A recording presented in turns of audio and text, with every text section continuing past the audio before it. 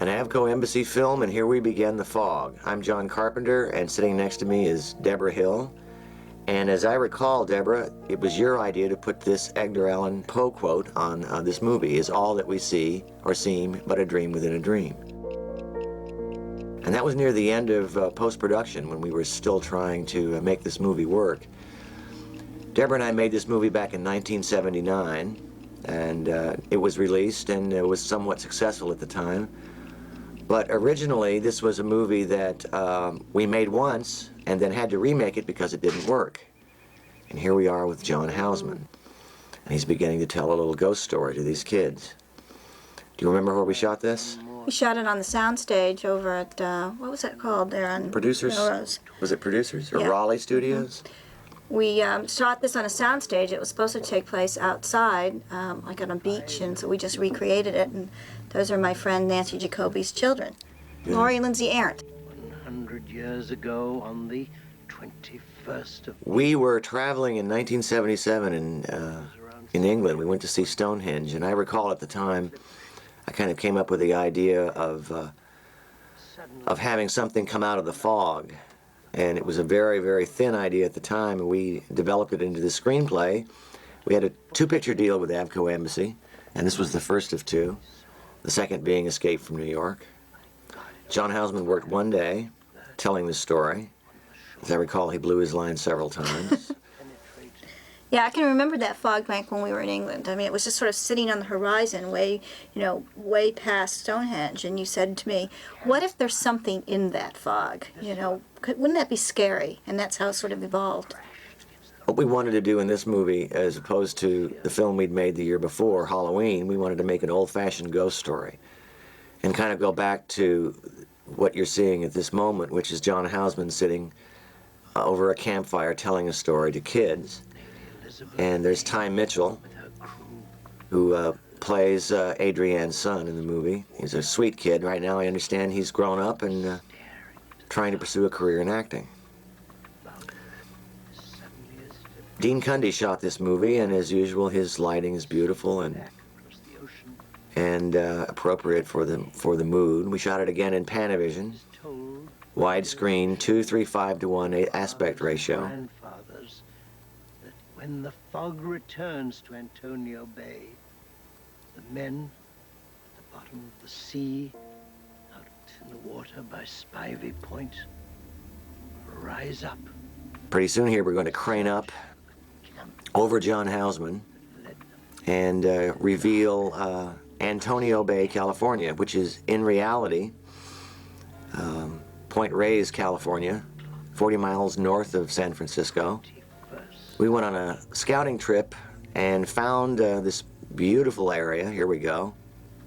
We're craning up on a soundstage, and in the middle here there'll be a dissolve to a location shot. How we found the location, actually, was we took a trip up the coastline, up Route 1, and we stopped at all these different lighthouses along the way. And when we stopped at this particular lighthouse, it just was perched out on a cliff, and it looked very scary. It was really very, very beautiful and very, very moody. And so that's how we chose this particular area to make this picture. And it turned out that it's the second foggiest point in America, the first being Nantucket Island. It's a Deborah Hill production, and now we are panning down in, I believe this is over in Altadena. It's a church, which has been used for several films, and now you're going to see me appear basically with dark hair and more of it. I'm playing, there I go. I'm playing kind of the guy who cleans up the church. I had a chance in this movie to actually act with Hal Holbrook in a scene, and I'm terrible. So I stopped doing roles in movies after this, except for helicopter pilots and walk-ons. And body bags. That's true, but I would play the dead guy. So here I come into our soundstage, and Hal Holbrook is having a little something to drink, and I deliver my lines. This was one of the most terrifying moments in my life, having to deliver these lines to an accomplished actor like Hal. And the crew was all laughing at me. My you look God, I pretty was good. young. Oh, You thank look you very great. much. Thank you very much. Why don't you come in and... What was the budget of this film, Deborah? The budget of this picture was $1.1 million. So it's actually 900 and some $1,000. And then we went back after we made this picture. We realized that there were problems with the scares, and we had to get a little bit more. I think a little gorier. I think at that time David Cronenberg had just come out with Scanners, and he had taken the genre to a point when we had to go back and reassess some of the scares in this movie. So we added a couple $100,000. Now we had a rock fall in foreground there, which is a cheap trick, and now we're into the discovery of the ancient book that holds the entire clue to the story. Basically, this beginning was originally scripted in a simpler way. Hal Holbrook discovers this ancient book that is basically a diary of what's happened. The original idea is based on something in reality that happened in California history. It was off the coast of Santa Barbara when a ship was sunk carrying lots of gold, and it was pirated and so forth. And we just added the kind of ghostly aspect. But after this, we began to cut to various places in the town where this strange disturbances and circumstances are beginning to happen this evening. Well, really, what it is, it's the 100th anniversary of an event that took place in this town, which was a crashing of a ship against these rocks when all these people died. And this is the 100th anniversary, and at midnight starts this curse. And we're showing various shots of Point I actually Reyes. shot these with Yes, my you little did. second unit. Ray Stella, my camera operator, and we went out with a flashlight and some and car lights. I had a station wagon, and I would, put this lights on a little piece of a building there and hold, a tree branch in front of the lights to kind of give it a little bit of mood, and then we shot it. This particular shot I did myself on a second unit down in Los Angeles. This is actually out in the marina. I wanted to get a kind of sense of this being a seaside community. This was in the middle of the night with a very small unit. Again, we were piecing together images to open our film. This is actually on Laurel Canyon Boulevard. This is the Canyon Country Store that we shot in one evening. John Strobel That's correct. doing his acting debut. And this is all natural lighting, basically. We ran out with a camera, and everything you're seeing here was lit only by the lights inside the store. That's why John is standing by the refrigerator counter there, because that's the only place we had any light. John now owns the restaurant Angeli on Melrose Avenue. I didn't know that. Yeah.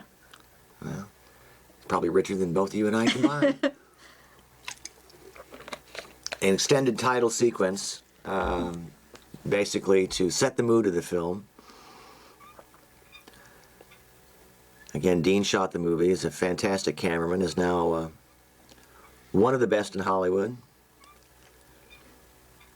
I believe you met Dean in your low-budget Yeah, days. before Halloween, I was a script supervisor and an assistant editor and did all kinds of little stuff, and that's where Dean Cundy and we worked on like 9 pictures together. And then when we made Halloween, we brought him along. He worked in this thing called a movie van, and it was of the size of like a Volkswagen van, and that would hold the entire grip, electrical, and camera department in this one van.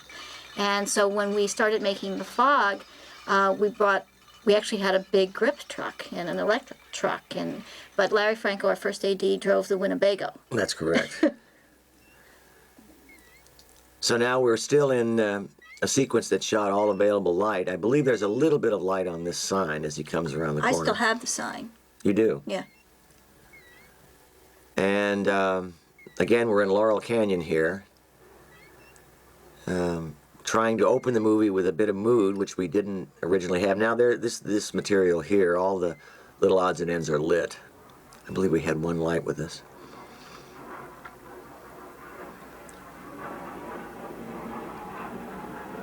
This is a gas station that's about to light up. This is out in the San Fernando Valley. This gas station has been shot several times because it's kind of an older model from I believe it's from the 30s. I just saw this in a TV commercial recently. And there's actually a diopter on this shot right here, which is the foreground is in focus and the background is in focus.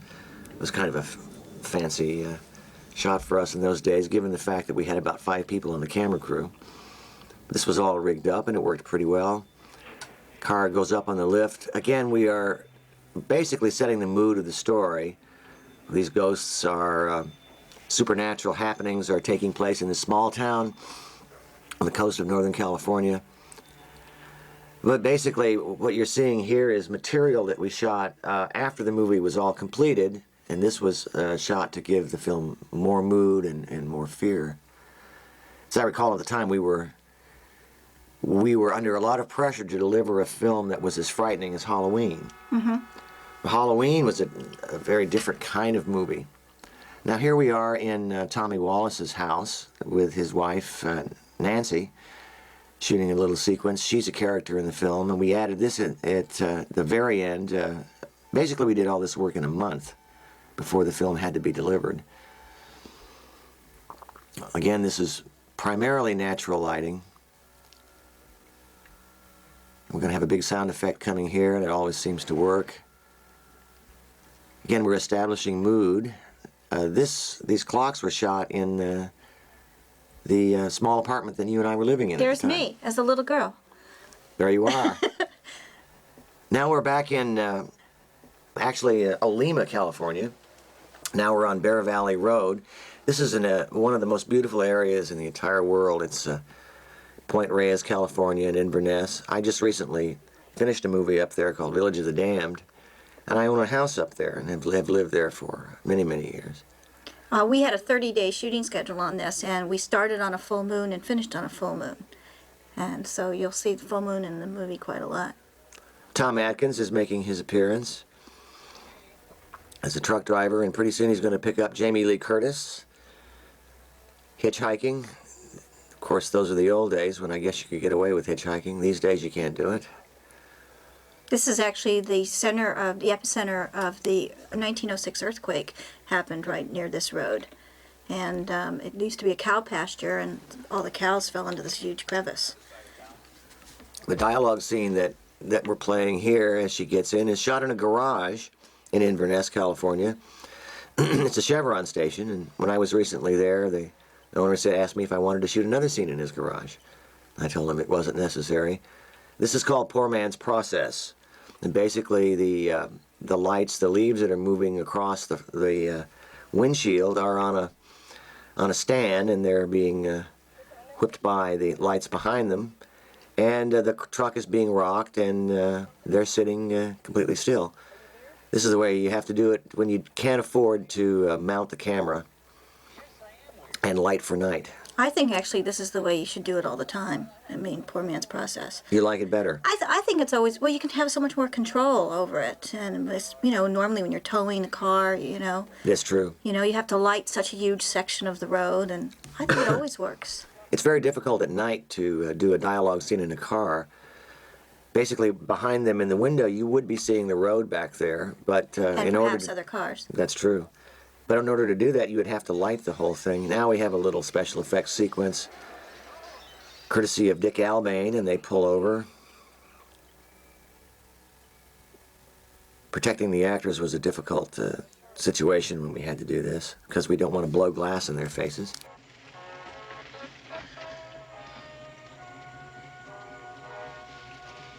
It's exactly 12 minutes after midnight, and this is Stevie Wayne, your night rider, around until about... I believe the next sequence we're going to cut to the lighthouse. There it is. That's on the end of the Point Reyes Peninsula, and Adrienne is going to be inside Which is on a soundstage on now. a soundstage. This is again in Raleigh Studios. I just recently married Adrienne at this point, and this was, I believe, her first film. I think this is really great dialogue, too, this Stevie Wayne dialogue here. It's just... Well, you wrote part of it.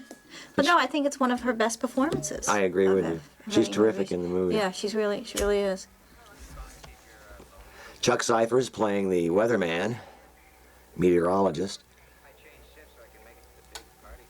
Again, we're in sound stages primarily here for most of the dialogue. Until I can talk someone else into giving up city life. The set's built by Tommy Lee Wallace, who was our production designer and also our film editor.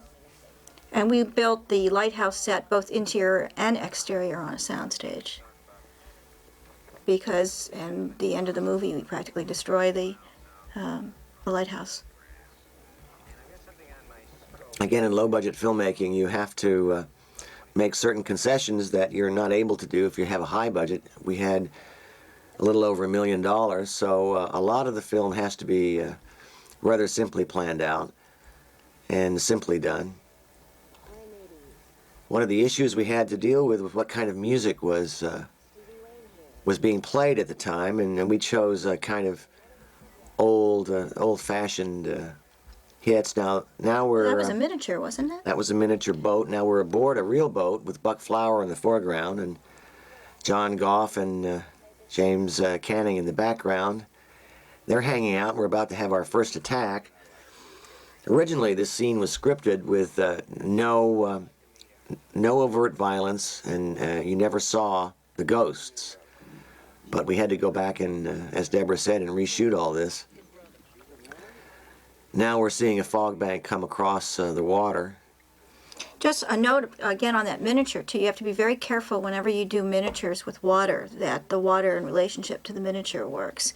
And we basically shot all our own effects. We borrowed a camera from the old MGM optical department and on a weekend. And it was a registration pin camera. And we created all our own effects just like that. The fog coming across the water is a miniature. There's a dump tank, a small tank of water, and we dumped dry ice behind it, and the fog is rising up. So the fog is basically created 3 different ways. One with dry ice, another one with actual foggers, and a third way, I'm trying to remember how the third one was. Now we're in the, basically the control room of the ship, and he's coming in there. This was a real ship that we shot down in San Pedro. And originally the scene was, I believe, supposed to end here, but we carried it on. That's a miniature boat in a tank with a little fog going over it. We had to be very inventive in those days.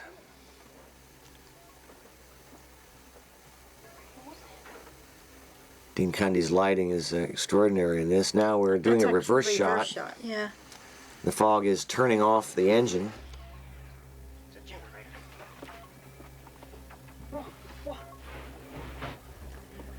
This sequence was filmed later. Again, this was some of the stuff we added at the end on a sound stage. And this is down in the harbor at San Pedro with a real ship going by. The actors standing On the dock. on the dock. Actually, the actors are on a boat and we're going by the ship, as I recall. Yeah, Now, the ship is standing still. That's correct. And now the rest of the sequence here, as they turn around, is on a small soundstage out in the valley. We shot, again, this was all done in the month before we had to deliver the movie. We added this particular sequence for the spookiness and effects. There are the ghosts. Primarily the ghosts that you see are Tommy Wallace and a couple of the grips all dressed up in black. Part of the problem going back and reshooting or doing additional shooting is matching everything. You know, so you have to keep the wardrobe and you have to redesign, and it takes a lot of thinking, a lot of piecing together. That's a graphic sequence here that was partially drawn out on paper and partially created by just a lot of coverage and cuts.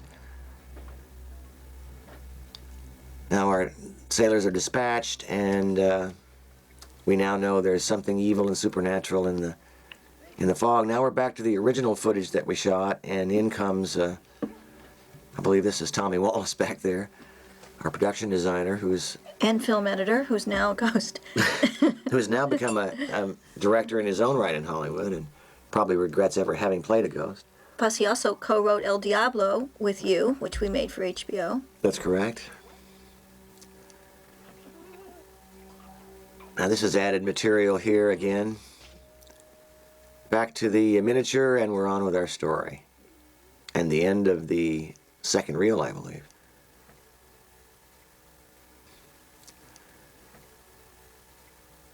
Now we're back in the lighthouse set with Adrienne.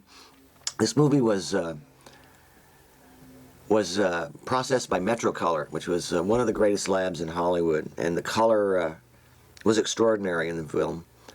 And Avco, I believe, did the release prints through CFI, if I'm not mistaken. So we had a little bit of a battle getting it where we needed it, but the combination of Dean Cundy's lighting and photography and the lab situation really produced a beautiful film. Also, it's very moody. You know, you talked a little bit earlier about the music in this movie, and we made Stevie Wayne have a jazz station because we couldn't afford rock and roll. It's so expensive these days. So we were able to do needle drops with obscure music that kind of added in a way to the mood. Now, you see Adrienne smoking a cigarette during this movie. Adrienne has never smoked cigarettes, hates smoking cigarettes. So I had to kind of train her to do it. She actually does a pretty good job. She swore to me that she never inhaled it throughout the whole film, but I'm not so sure. Why did you want her to smoke a cigarette? I think perhaps that her character is based on a lot of the Howard Hawks women throughout his movies who all seem to smoke cigarettes, especially Lauren Bacall, who walks in the doorway, and the first time you see her, ask Humphrey Bogart for a cigarette. My idea of perfection is a voice on the phone. Okay, Miss Trelane. Good night. The point of view shots that you're seeing, that Adrienne is seeing here, are shot right from the lighthouse out in Point Reyes. That's a daytime shot that we have altered to make it look like night. You actually shoot those kinds of shots when the sun is high up in the sky, you know, like straight overhead. And then you can do them a couple different ways. You can shoot them black and white and then print them on color. Or you can just put a filter over it that kind of gives you that feeling. And Jamie Lee and Tom Atkins are in bed together. This was shot in a very small a kind of house on the water in Inverness. And believe it or not, the rippling water effect, lighting effect on the window back there has to be done with a pan with a broken glass in it and water rippling over it because we couldn't get the light angle correct. But pretty soon Tom Atkins is going to get up and respond to something happening in the other room, and you're going to cut from Inverness, California to, again, Laurel Canyon, to the house I was living in at the time. We came back and reshot part of this scene to make it more frightening and have more punch to it. I don't know. It's okay, me neither. Jamie's hair changed a great deal from Halloween. She had nice kind of long 17 and 18-year-old hair, and now here it is. Well, she's so much more sophisticated in this particular role than she was as Laurie Strode. She wanted to play a different character. Yeah, and I think she did. Now there we are in Laurel Canyon. I remember that. And then now we're back to Inverness as Tom gets out of the bed. That's back in Laurel Canyon. And back to Inverness. Laurel Canyon. Again, we shot this on a very foggy day, but had to 10 in the entire set. Now that we are in Laurel Canyon there as he backs away from the doors.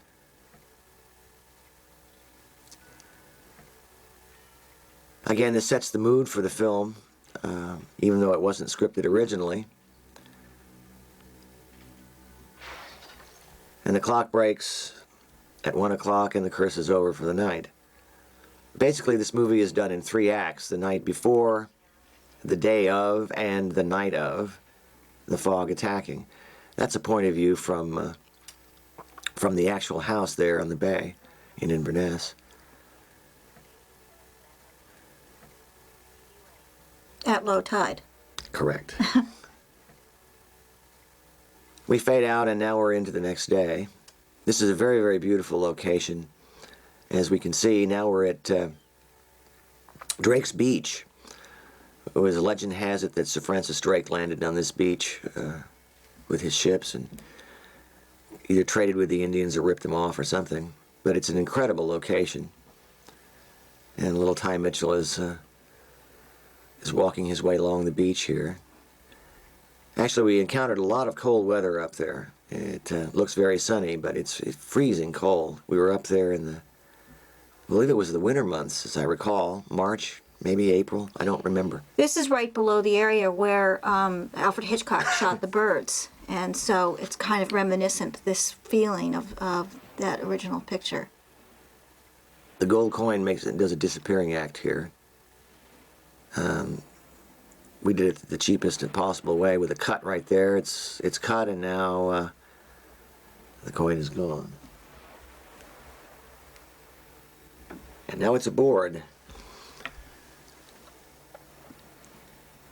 Some of the genre fans criticize the writing on this film in terms of its logic about ghosts, but my feeling was if you're doing a ghost story, there really isn't too much logic to it. This is the house on Tamales Bay, right off of Inverness. Quite a beautiful place. Well, let's talk about the Elizabeth Dane for a second, because the ship that went down, the Elizabeth Dane, is named after an old girlfriend of yours. Kind of a combination. Elizabeth with the first name. I don't remember where we got Dane, though, Deborah. I think you wrote that part. No, I thought Elizabeth Dane was an old girlfriend. And we track across Adrienne and an old boyfriend of yours. And an old boyfriend of Adrienne's. That's correct. And up comes Ty into the house and onto a set, again at Raleigh Studios.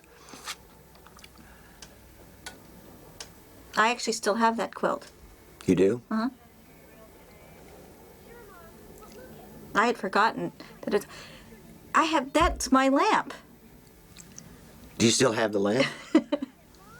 Yeah. So basically we used all your furniture in the picture. Did you have a nice time last night? Yeah, old Mr. Macon told us ghost stories. Again, the film is rather simply shot in terms of its dialogue scenes. We have a master and then two over the shoulders, utilizing the Panavision frame. Panavision is my favorite cinema aspect ratio because it's widescreen, and I feel it's the most like a big movie that you'll ever see. It's not the square screen. Now we are actually up in Bodega Bay, where Hitchcock shot the birds. This is the wharf. Right down there is the restaurant where everybody was trapped in the birds. We had one day to shoot this scene, and it's kind of an overcast day. It was a beautiful look. This is primarily a fishing area, a farm area, up in Northern California. One of the most incredible areas of all time. I fell in love with the place, so much so that I bought a house.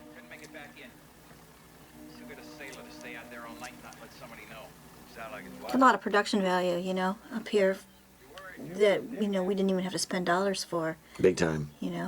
Big time. Nice little dolly shot along the wharf. We had to bring up the dolly track and set it up. It was a rather simple shooting day, but we got a lot for our money. You can see the sky kind of clearing out there in the distance, but it's heavily overcast. Now we're back in Olema. This was a restaurant called Jerry's Farmhouse, and Janet Leigh makes her appearance with Nancy Loomis. It was really fun working with Janet. She's an incredible pro, and there's one particular scene in the film where Janet has to cry, and for technical reasons, she did it 14 times in a row. And her studio training came in incredibly handy. This is a Panaglide shot. And all the set dressing that you see in this parking lot was provided by Tommy Wallace.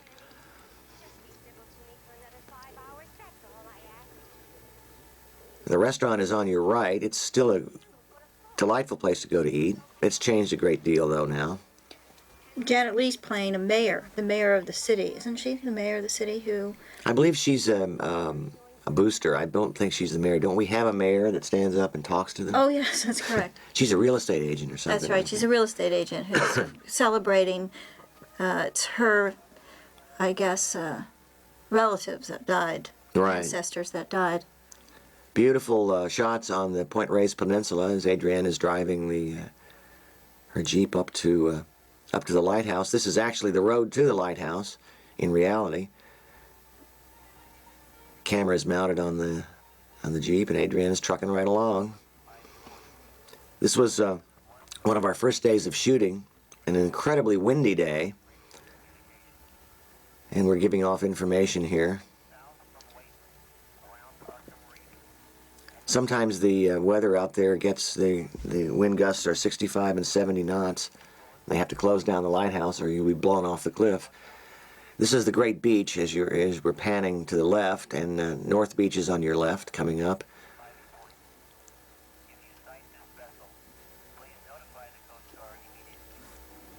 Now we are out in the San Pedro Harbor, and my least favorite day of filming I can remember in my career. I got deathly seasick during this day. The script supervisor and I were in the bottom of this boat blowing our lunch all over the place. I don't remember this day shooting. I don't think I was out there. You're luckily not out there. It was awful. I think I was on the dock. The seasick pills I took did not work. And here you're talking to a helicopter pilot who wimps out on a boat. The day was rough on the water. This is a Panaglide shot, which is trying to smooth out the action. Now we're back in Inverness. I'm going to do the thankless dialogue scene in the car. These are my least favorite kind of scenes to do, because you're really kind of limited in your angles, at least on a low-budget film. You have the camera mounted on the front of the car. You have three kind of choices. You can do a two-shot of the people in the car looking straight back, and then you can cross over for a close-up of Janet and Nancy. And the other option is to then remount the cameras coming in the side windows, but you are severely limited, especially in widescreen. Later on, as the budgets increased, I began to enjoy working with rear screen. Now we're back out in the harbor. I recall this day was the worst. As you see, the boats are moving back and forth, and my stomach was moving back and forth. Deborah, you were in the office returning phone calls. I wish I had been in the office and you had been out on the boat. Yeah, I don't recall this day of filming at all. But I guess we're in the story now where we're building the day before the fog comes again that night, and parallel stories between these people. That's right, and we're intercutting a lot of material. Now we're driving up in Inverness up a hill. There really is a church up here. We're about to cut from Northern California to Altadena, and this is the church that we found. It's very surprising they let us shoot in here due to the nature of our story. Now we're into another Panaglide shot. This is a beautiful old church. They let us break out their windows. Actually, we provided the windows, but they let us replace them. Ray Stella was operating the Panaglide and had learned how to do it on Halloween. And it weighs a lot, and his operating is really, really good. I think, using the Panaglide on Halloween, we never would have been able to make that movie in 20 days if we had done it the traditional, lay the dolly track and, get it even and everything. It was absolutely. Really... And I think that's the use of the widescreen is what really makes these pictures different than other low-budget pictures of the time. It's because they get a bigger, bang for the buck. Yeah, plus just a bigger reality to the whole thing, You're absolutely right about that. Now look at the beautiful lighting that Dean has done here. Here's a trick that we did. Hal Holbrook comes out and startles Janet Leigh. And originally when we staged this, you could see Hal Holbrook standing there. So we had the MGM lab work on this, and they darkened the frame back there, so you cannot see him. This is an optical, and there he is. They did a little dissolve, and out he comes.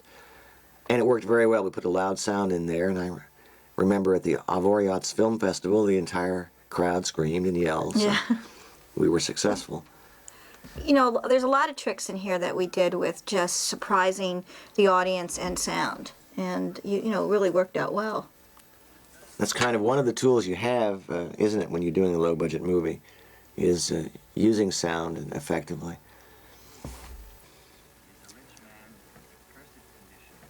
Of course, though, we don't have, nowadays we mix for like 4 and 6 weeks. I mean, those days we mixed 3 days, I think, on this movie.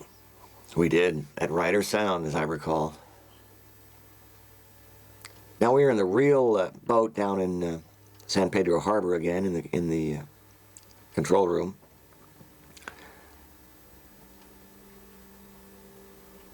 We had a little sequence here where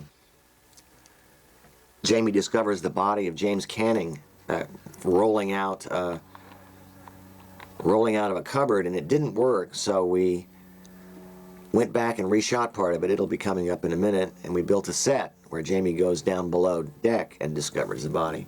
Made it more frightening. Again, I suppose we were wrong at the time to try to do an old-fashioned ghost story when the audience wanted to see much more overt horror on screen. We're intercutting between various characters and parts of the story. A lot of this is due to the diligent work of Tommy Lee Wallace and Charles Bornstein, who were the editors on this. The movie was really made in the editing room and structured to provide a coherent narrative. But again, we were beginning filmmakers, and we're trying our best to get on the screen what we could. There was a great deal of expectation, Deborah, as I remember, on us to provide. Well, I think one of the things I kept remembering you saying is this is going to be as scary as Halloween, you know, because Halloween was such a surprise for us, and we were like kids. I mean, they used to think of us at Goldwyn, where we edited the pictures, where I think you still edit your movies. What are the kids up to? And that was John and myself. And they don't call me a kid anymore. They call me old man. Now, we're in a soundstage at this part of the movie. This is something that we reshot again in those final month before we released the film. As I recall, on the day we were shooting this particular scene, the revolution in Iran had just taken place, and the Ayatollah had come back and taken over. This is all a built set and reworked dialogue, and the lighting is rather interesting from above. The shadows are created by Dean Cundy and Mark Walthour. actually, this boat that we built, this interior, was put on a gimbal, so it could actually slightly rock. Which made me as nauseous as the day we went out to the harbor. Hal again is reading the diary of the lepers, I suppose, that explains what's going on. There's a secret in the diary that we don't discover till the third act. Again, a lot of this movie is based upon some of the feelings and mood of H.P. Lovecraft, who was one of my favorite writers. Now we're back to the set. Also, we should talk about the casting of a low-budget picture. Sometimes, as we did with Donald Pleasance, is, you know, we got extra money for him. But with Hal Holbrook, we only had a little bit of money, and so we had to put all of his scenes together, and we had to build a set for him to work on. And the same thing for John Houseman, by doing his whole scene. I think that was like 6 or 7 pages in one day. And I think a typical Hollywood picture averages around 2 to 3 pages. It's true. And everybody was frightened of John Houseman when we were on the set because he was such a powerful presence and because he's produced so many great movies. And he did swear when he blew his line, so we all felt better.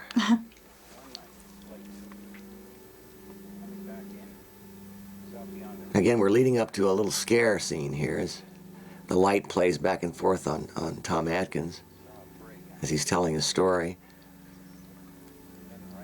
Just as the quote you suggested from Poe, we're dealing with stories within stories, and basically dealing in the area of the ghost story, the haunted town, the haunted ship, kind of evocative of an earlier era in literature and movies.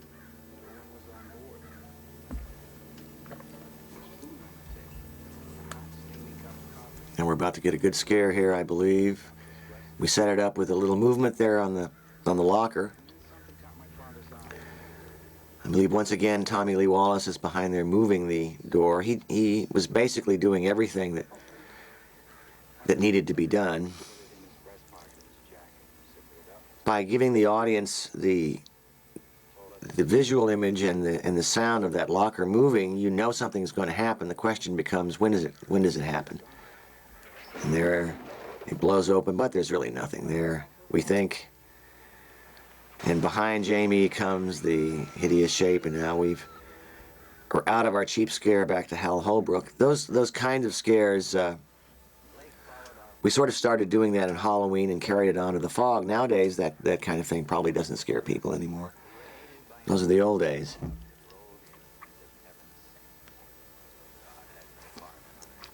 It's funny to watch these movies now. They seem so innocent.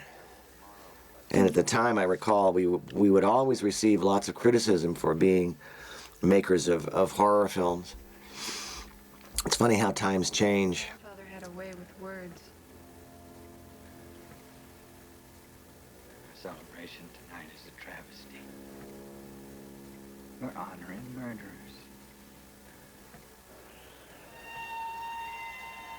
So here we are on our first day of shooting, and this is Adrienne driving her Jeep up to the lighthouse. And it was a very, very, very windy day. And the lighthouse is actually down these steps. The greatest shot of the lighthouse is when you're out in the ocean looking back at it, because it's on the side of a mountain. So it caused quite considerable problems in shooting it. And we ended up having to shoot a number of plates of it, and then using that to put the fog, actually marry the fog to it.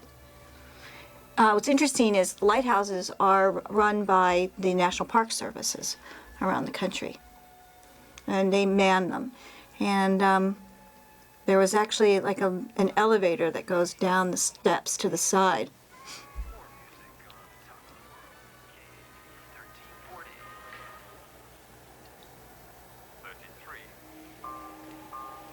We rise up over the gate here and the sign, and we reveal down at the very bottom the lighthouse. The lighthouse is not full size. It's kind of a short guy, but it's extremely beautiful.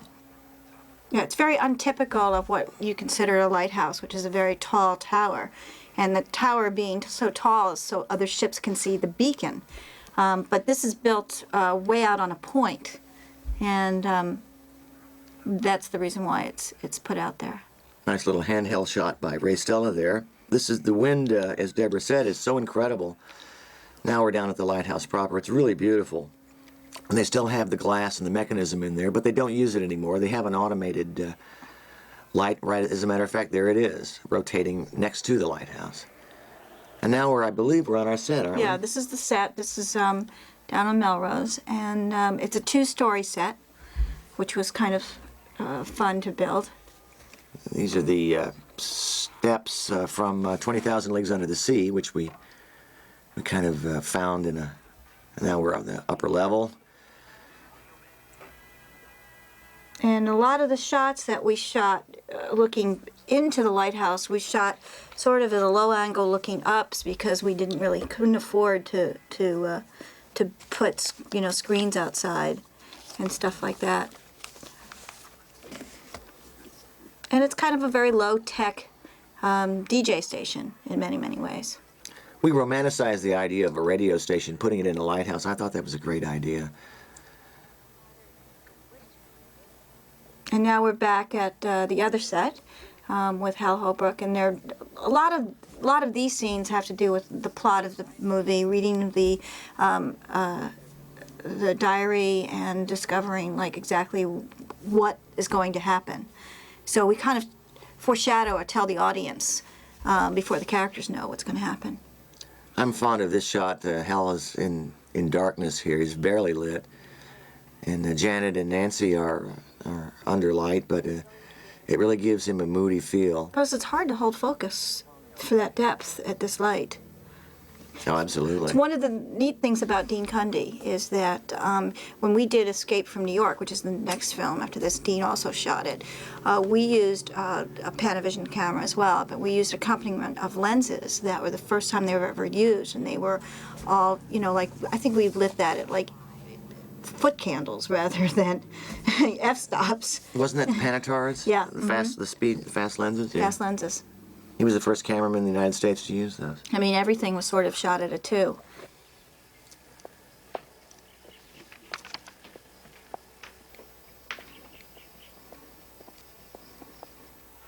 So we leave Hal there, and we come back to the lighthouse. There's a fan, an E-fan, on on the sheets outside, and now we begin to do a little supernatural trick here. This is a kind of, again, a ghostly approach to the supernatural. They're sending a message. We come down off the dripping sign, and we're cutting back and forth. Adriana's not paying attention.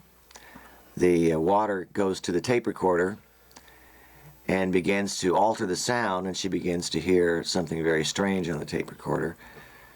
A voice from Six Must Die. Again, this is in retribution for what happened in the past. Puts out the fire, and everything is back to normal again. These kinds of things are fun. They're really 19th century pulp fiction, penny dreadful techniques, but they're really fun to do in a movie. And the sound returns to normal, and now Adriana's had a supernatural experience, which is going to color what she does in the rest of the film.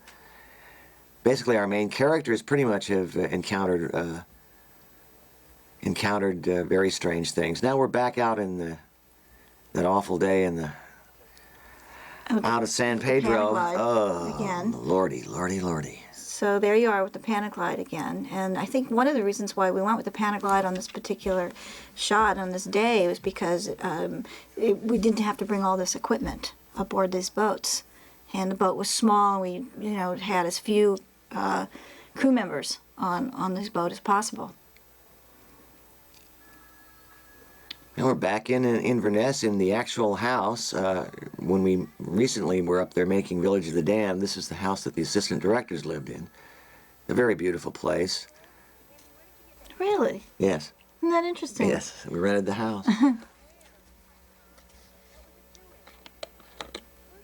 So this is where Adrian's having a conversation with her son, and she's really frightened because she knows that something's wrong, but she can't make it back in time, and so she wants him to lock the doors and don't answer if anybody knocks. And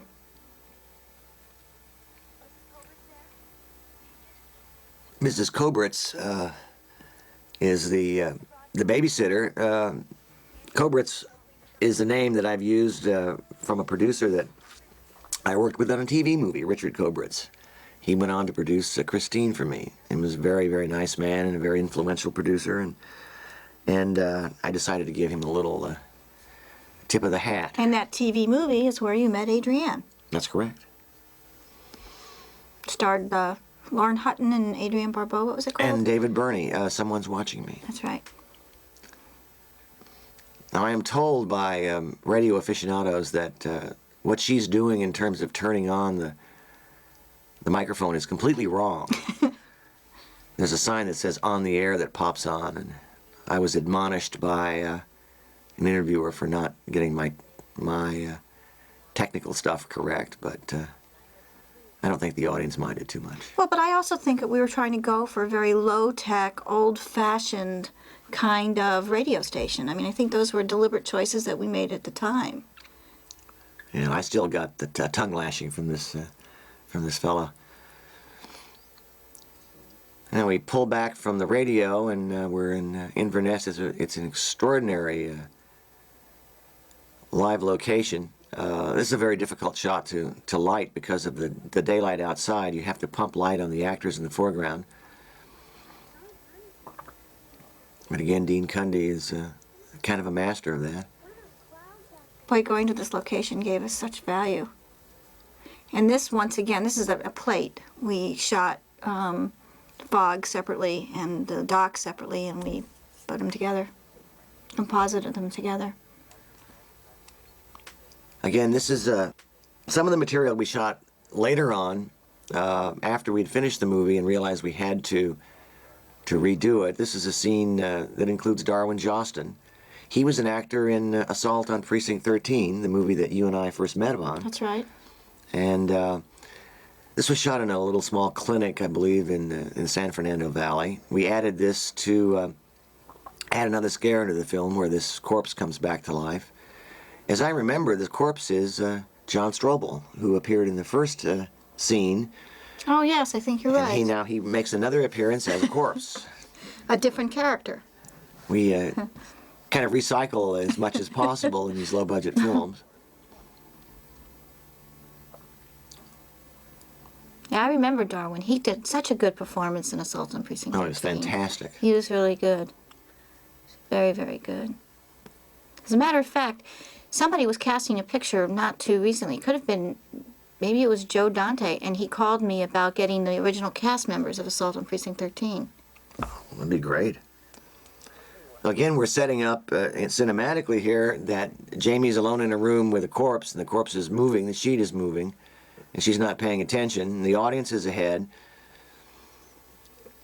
First time I saw this scene as a kid, it worked, so we decided to put it back in the picture. What did you see it in as a kid? I can't even remember now, probably The Tingler.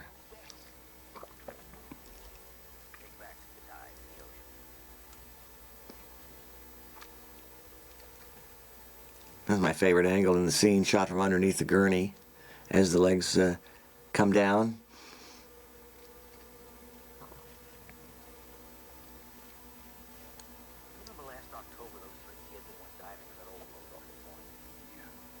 Again, looking at the film from our perspective now, you can see how much of it was structured in the editing room.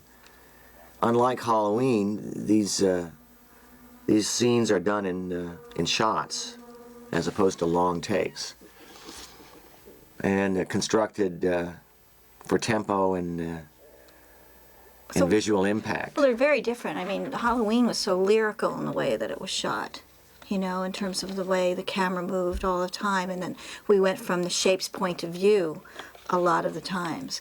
And this was really a different kind of storytelling. I mean, there was really very little story in Halloween. It was all about style, I think. That's a really good way of putting it, too, as a lyrical movie. This is a much more dense film visually, has a lot more cuts, and then now we're seeing second unit shots all around Point Reyes. These are ones that I did with Ray Stella, and we did them over a couple of day periods, and just to sort of set up the mood and the foggy. I mean, this is real fog here, and we'd hope to use this, that it would be rolling in. It's such a beautiful place.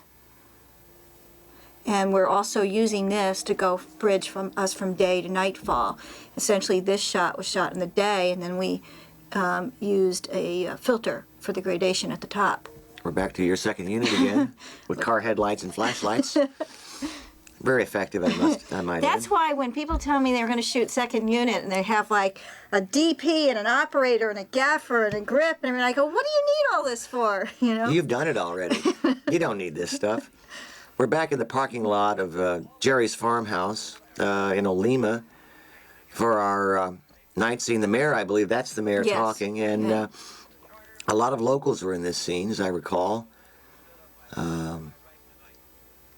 They were rather shocked that we connected all the parts of town they knew weren't connected. Here we have the scene I'm telling you about. There's Bill Taylor's in the background. Bill Taylor back there. Bill Taylor is not an actor. Bill Taylor is actually a wonderful, wonderful camera. What do we call him? Like a special effects camera person. That's right.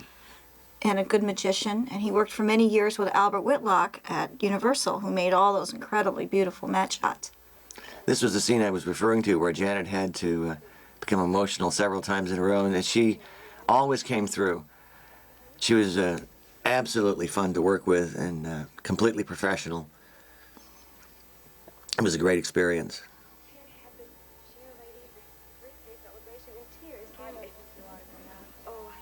This bar we're shooting in at the farmhouse was a favorite of the crew to come in after hours and relax at the bar and watch television or listen to country music. A great collection of Elvis statues is right over on the left, out of frame. It's interesting how you shot this scene in one shot. That's why it took 14 takes. You didn't want any cuts in it? No, I believe we had a tracking shot from here on. I don't know if we still have it. There we go.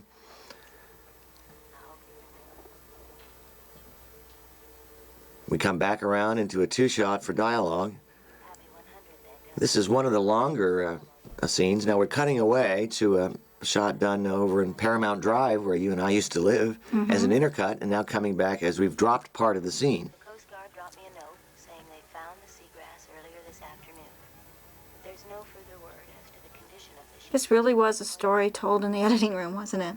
I mean, now that I look back at it, haven't seen it for quite a long time. It's kind of amazing, isn't it? We structured this whole thing throughout the summer of '79, then confronted the issue that we needed more work on the film. I can remember going out for lunch with Bob Remy and telling him that we needed more. And he said, how much will it cost? Remember that? I remember. And he said it was really worth it. Bob Remy, who's now a producer on his own, he made Patriot Games and all those big movies with Harrison Ford. He ran AFCO Embassy in those days. He admonished us at one point. He said, maybe the problem is it's a ghost story because people don't usually go to see ghost stories unless it's Casper. And they're friendly ghosts. Now here we have an effects shot. We've done this in two passes. One is the shot of the point that you just saw, and the other is a miniature. We built the miniatures in black velvet on the floor of a little soundstage out in the valley. And using this registration pin camera that we borrowed from MGM, we were able to use different forms of fog, most of it being dry ice, and have the fog go in and around the crevices of the rock, of the miniature. And then when we combined the two as a composite, that's what we got. A very basic form of, of special effects photography. I mean, it's quite, nowadays, it's so much more sophisticated. And this particular shot of Chuck Cypher's driving is one that you directed yourself because I had an attack of a bad tooth that day. Here we have more special effects fog. Yeah, that was a fogger. Actually, some guy hiding in the woods. I'm very glad you were able to direct that shot, Deborah. We would have been behind schedule. I was very nervous, John. I much prefer to do things without people in them. We're on a set at Raleigh Studios again here. Originally, this particular character had a lot more to do with the movie, but Chuck was cut down when we did our recut on the film. You used this actor in Someone to Watch Over Me, right? I didn't direct that, but someone's watching someone's me. watching me. I did.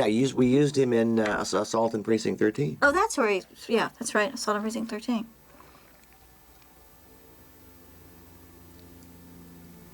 Once again, back to the fogger, special effect in the woods, and we also have the pulsating light.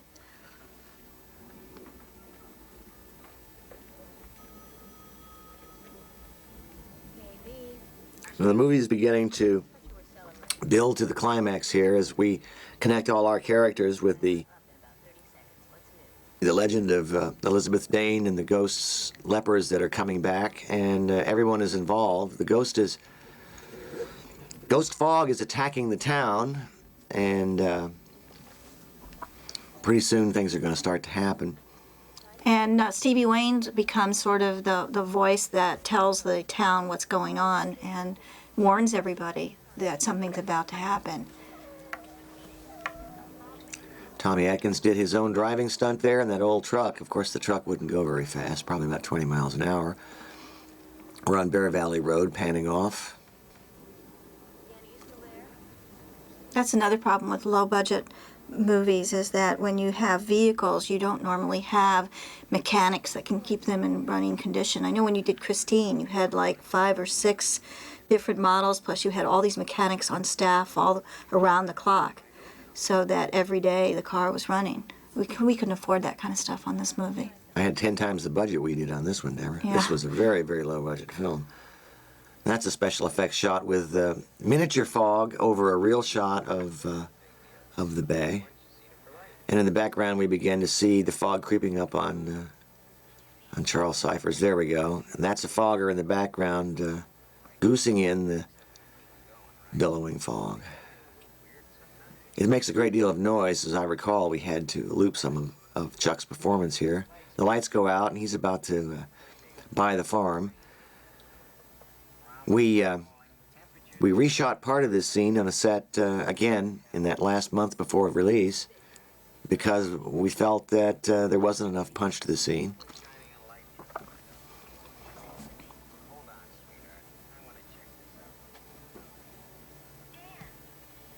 leaves the phone off the hook so Adrienne can hear everything that's going on. It's a kind of an old technique of movie making. Now the knock on the door.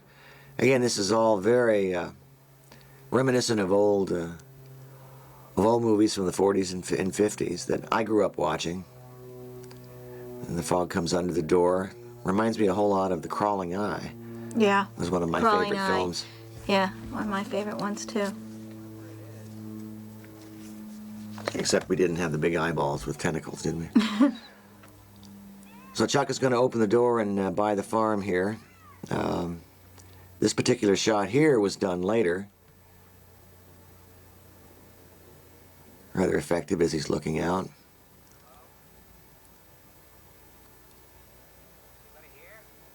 Sometimes you're not sure what you're going to need. Now we have our horror scare coming in. I believe that's Tommy Wallace again, is standing in as a ghost. Well, when we went back and did some additional reshooting, we had Rob Bottin do some close-ups of ghosts. Wormface was Rob Bottin's, yeah. Yeah. Wormface is coming up soon. It's actually a puppet that Rob built. Rob came to us and wanted to work on the film. He plays the head ghost in the ending scene. It's always fun to see Rob do But that. at the time, Rob Bottin had done nothing, and he went on to become one of the big special effects people. I think he's even won Academy Awards, and he did The Thing for you. That's right. He won an award for Total Recall, as I recall.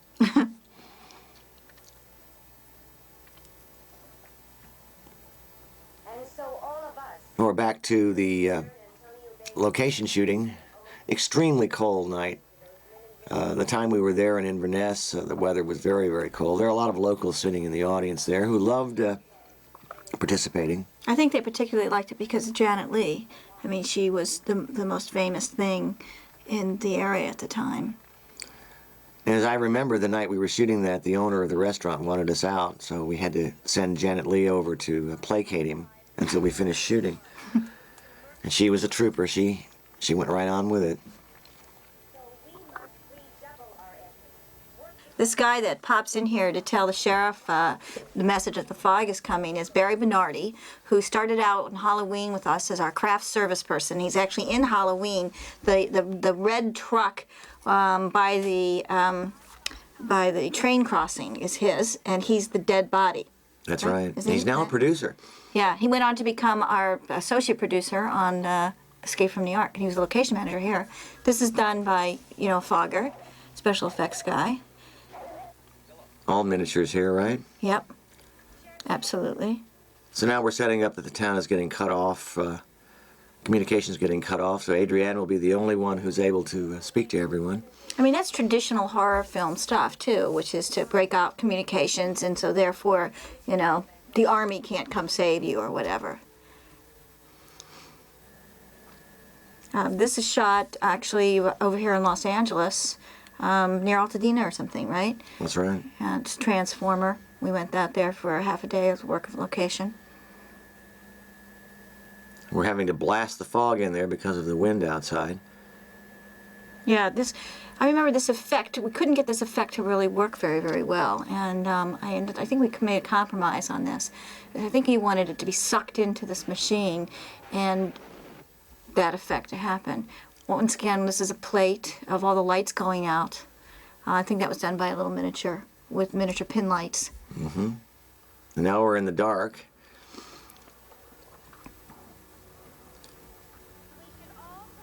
And I think what she's doing is she's telling them to go home and, be safe and disband. A lot of the residents are still living up there. A lot of the folks that you see in the shot.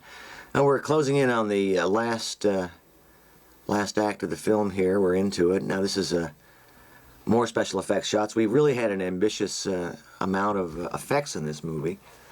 I actually operated this shot as she ran down, as I recall, and did a She's trying to so-so job. She's trying to start an emergency generator here. That's right.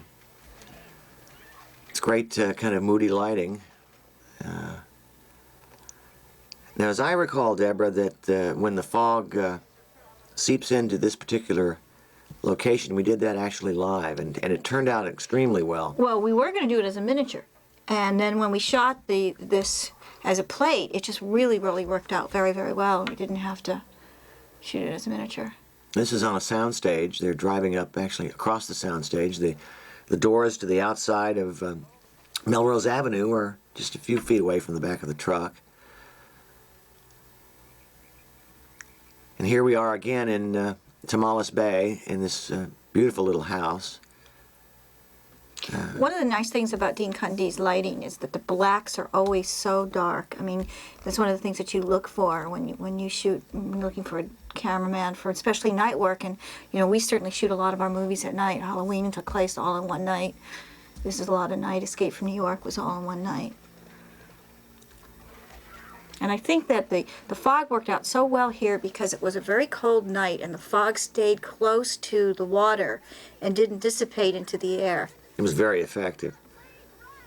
Now she's alerting the town. We're back on location with a tented-in window. We shot this in the daytime, and the fog back there is being controlled by technicians. We're cutting around from various locations, sets.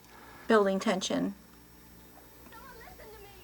And essentially everybody's going to get on the road and all head up to the church, which is where she tells them all to go. Of course, only our principals show up at the church. A low-budget movie. Right. We're going to have a little death scene here. Pretty soon, Mrs. Coberts bites the dust. Is she the 6th? 5th? I can't remember now. And she sends little Ty off someplace to his room, I think, right? And then she opens up the door. It's the one thing I've learned. If there's a knock at the door and it's at night, you don't open the door. Especially if there's fog outside. That's right.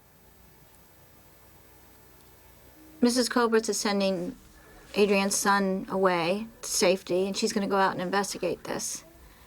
And the fog out there is being made by a fogger. I believe we enhanced this particular scene with some of our later shooting. I think this was the first time we used the fog effect, too. Is that right? Yeah. I want to see who it is. No. Can't I stay for... They're shot right on location and building up tension. There's a tent outside the front door there. There he is. There's the ghost. Originally there was one ghost, and we added this little ending section. That is a miniature fog around the cabin on the Tamales Bay. Now, once again, that was built on a soundstage and draped in black velvet. We're intercutting various locations here.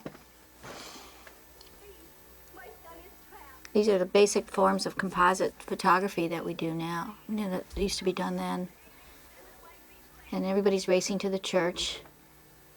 And right now, the ghost is coming in after the little boy. But Adrienne's character has reached out. If anybody's in, around my house, go save my little boy. And that's why they pull in. And Tommy Lee Wallace again is coming through the door. He's always coming through doors and closets. He played the Shape a couple of times. Yeah, and Halloween. Yeah, especially up in the closet scene. I believe Ty is going to get rescued here in a second by Tom Atkins, and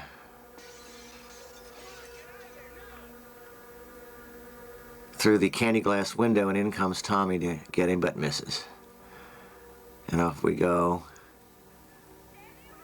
And there's the miniature shot, the miniature fog, and the live location. This is the old stuck in the mud sequence.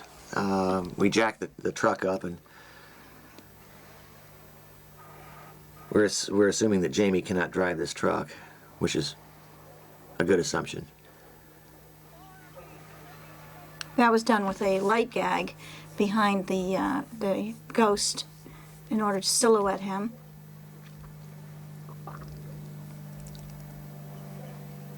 They're being surrounded. We're shooting from various locations here. One is in the garage of the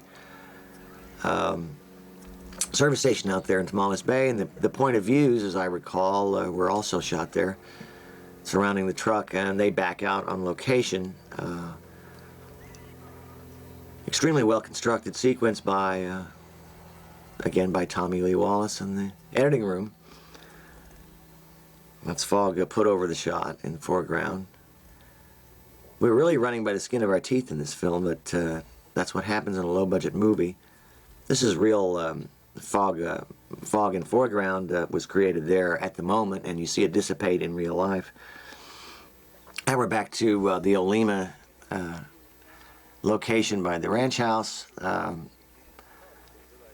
You see very simply that a lot of these sequences were shot in very few shots. Either wide shots or over shoulders, except for the action scene. There, as an yeah, extra. there you are, Deborah. You're talking to somebody back there. Yeah, probably Barry Bernardi. No, I don't know who that is. Another effects shot. Well, I think this one was done as a plate with the glass in front of it, and then we shot through the glass up on the hillside, and then added the fog in afterwards. Adrienne did a great job with this particular sequence here. She's very emotional about her son. Doesn't know whether he's alive or not. This was before we had our boy, and but she did a great job with it. And now we're on to another reel.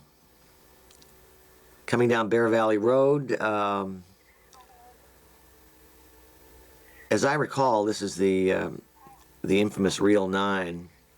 When we were finishing up the movie, there was one reel that no one had touched that needed to be cut, and it needed to be done right away, so I sat down and spent a whole night recutting it.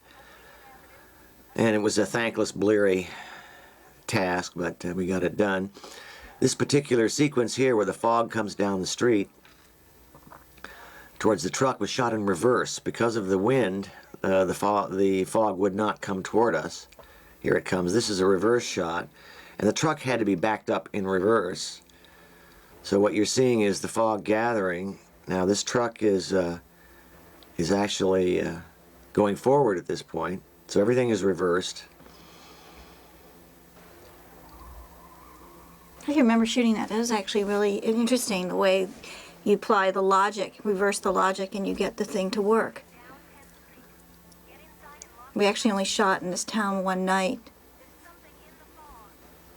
They didn't like us too much, but we're intercutting a location scene with a shot on a poor man's process, and we're intercutting all our characters for the final confrontation with the ghosts, and the man basically responsible for all the goings-on, the priest. This is the famous Reel 9 that no one wanted to recut. All the characters are gathering together. Now we're back in Altadena at the small church, and this is up on Mulholland Drive.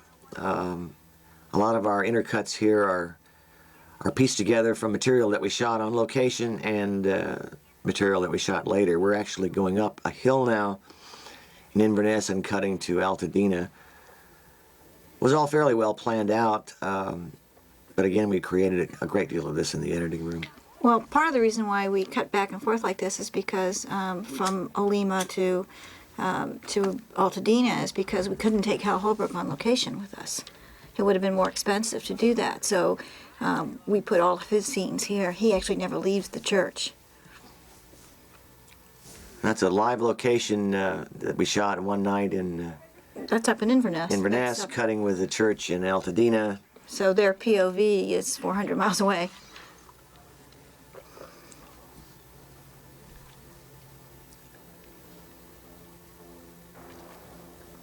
Here comes the fog. We're going to be cutting into our set again. One of the first times I used two cameras was in a scene coming up. Didn't do a very good job. I wasn't sure how to do it, but two angles on one scene. We actually happened to have a second camera. You know, that scene in there is sort of reminiscent of the scene in Assault Precinct 13 when they're at the police station waiting for the attack. You know, it's kind of very Howard Hawksish.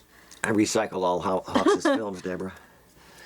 Now this is an effects shot that was rather well done. It's shot of the hillside, and we're dumping miniature fog over a black velvet set. And in a minute, you'll see a live shot where the fog covers camera. That's an extremely windy day. We were lucky to get that particular shot. And here's the two-camera setup that I did, where there's a lot of overlapping dialogue. And I actually had to make the cut from one to the other. Camera tracks into the door. And we're back into Altadena. The movie originally was had a much different ending, but we because of the market at the time and because we wanted to come out with a frightening film, we reworked it a great deal. A very nice little miniature shot. Now we're back into Raleigh Studios. This is a full-size miniature, and the ghosts are at the gate,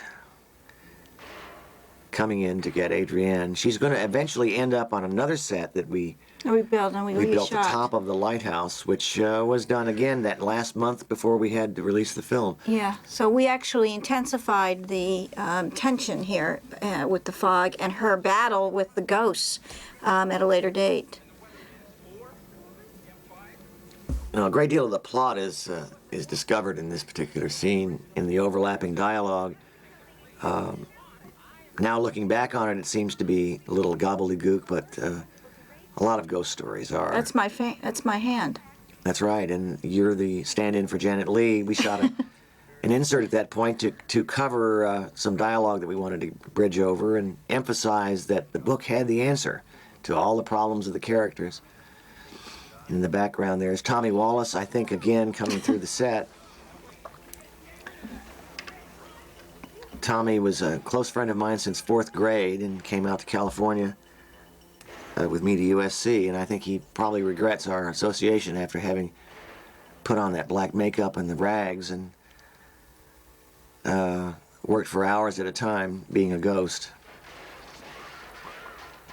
And he's shoving through the door, and that's his hand also, and that's his hand also. He's really a handy ghost to have around. This is the barricade scene. Two things are happening at once. The ghosts are coming in, and the answer is being sought by Janet Leigh and Hal Holbrook. And Adrienne is getting attacked by Tommy Wallace. Tommy Lee Wallace. The gold cross was a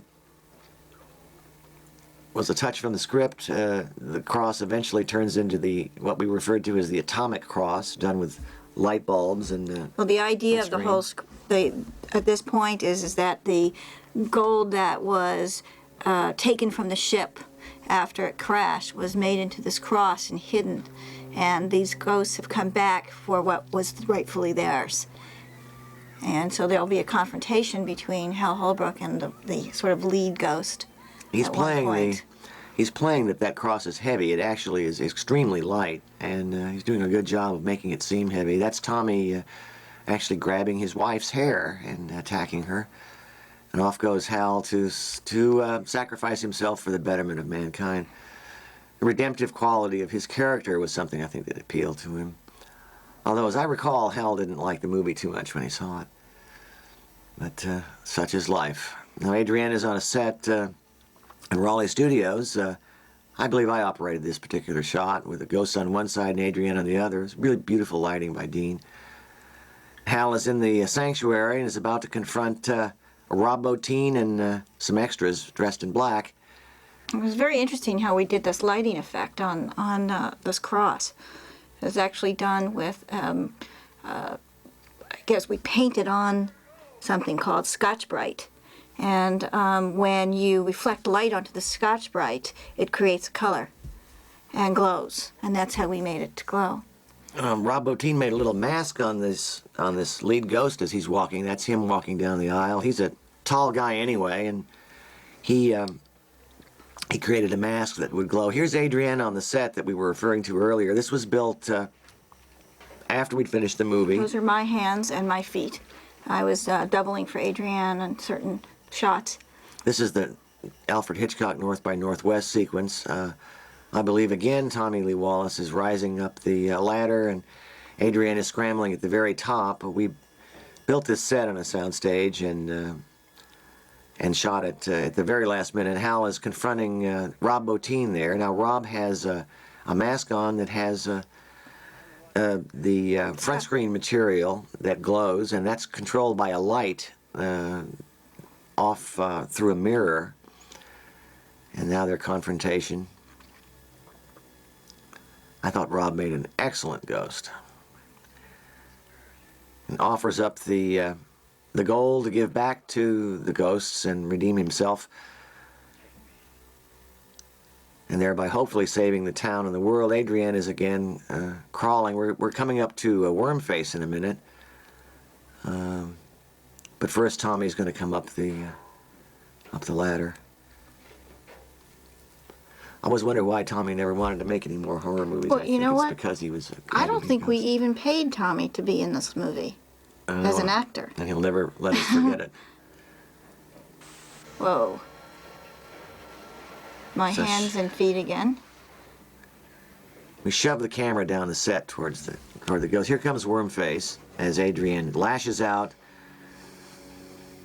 And Rob Bottin's beautiful mask with a couple of worms in it. It really worked out well. The audience was totally disgusted by what they saw, which was our intent at the time. This is shot from the rafters of the set, looking straight down. The camera was nailed to a board. That's a great shot. I forgot about that shot. Now, here's the atomic cross that we're talking about, which was done with the front screen material, and a lot of lights in the background on Hal. It was very, very hot.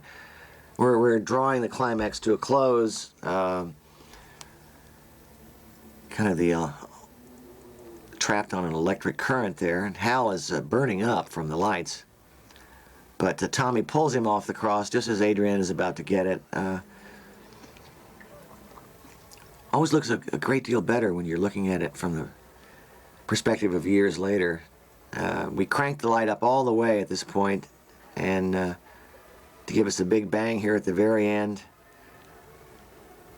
And it fades out, and then they're gone. It's a kind of a cheap trick, but we played it off later with Hal's epiphany at the very end. Well, it's also very reminiscent of Hitchcock's The Birds, when suddenly the birds are gone and everything is quiet and still and, you know, peaceful again. Like I say, we just keep recycling these old movies.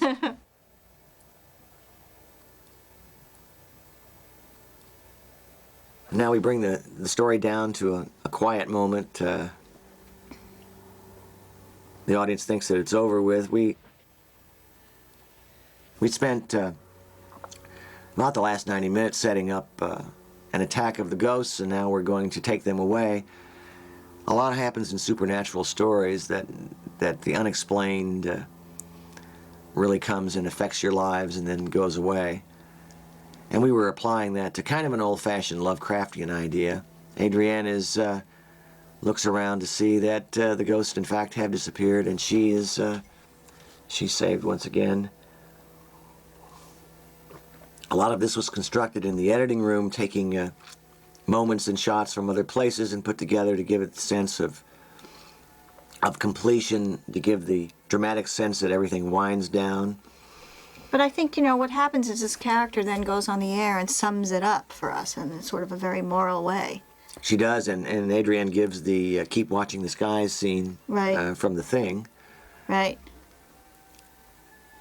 As we come out and... From the original Thing. That's correct, Right. not mine. That's right. Everything is quieting down, everything is gone, it's all peaceful again. All our main characters apparently have survived. Unfortunately, Hal Holbrook doesn't really make it, but we're letting the wind take away the fog on that windy night we were talking about earlier. As you see, this is a forward shot.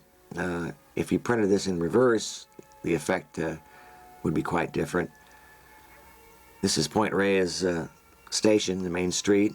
We're back to all the locations that we've been to in the film, kind of summing up the feelings. Now we're back out on the lighthouse location, and Which is what you did in the end of Halloween also, is That's you went right. back to all the different locations. and Adrienne is giving her final speech.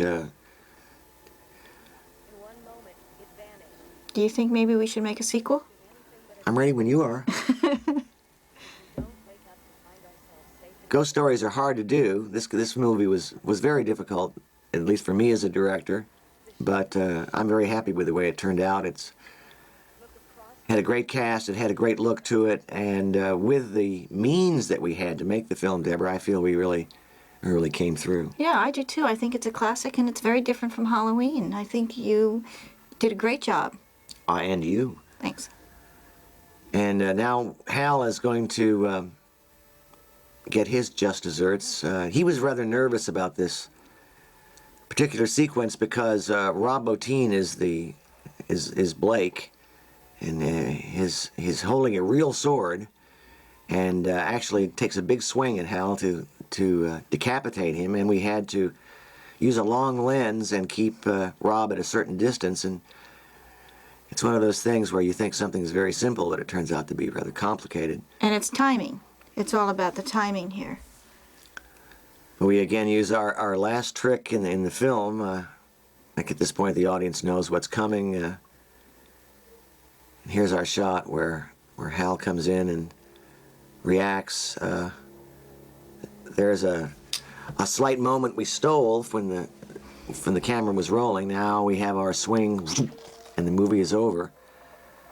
And we run the credits. We redid the music. We redid the credits. We redid parts of the film. Oh, that's who, Elizabeth Solly. That's your ex-girlfriend. That's right. Wasn't Elizabeth Dane. That's right. One of the first loves of my life. A lot of the names here, Dick Baxter and Dan O'Bannon, are Nick Castle. people that I went to Sandy school Friedel. with. Tommy Wallace was played by Buck Flowers, an actor I've used many times, Mrs. Kobritz.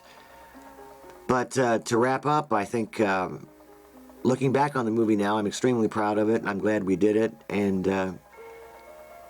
it has turned out to be a kind of a minor classic in the horror genre, and it was great to do, and it was great to sit here with you today and talk about it. Yeah, it was really fun.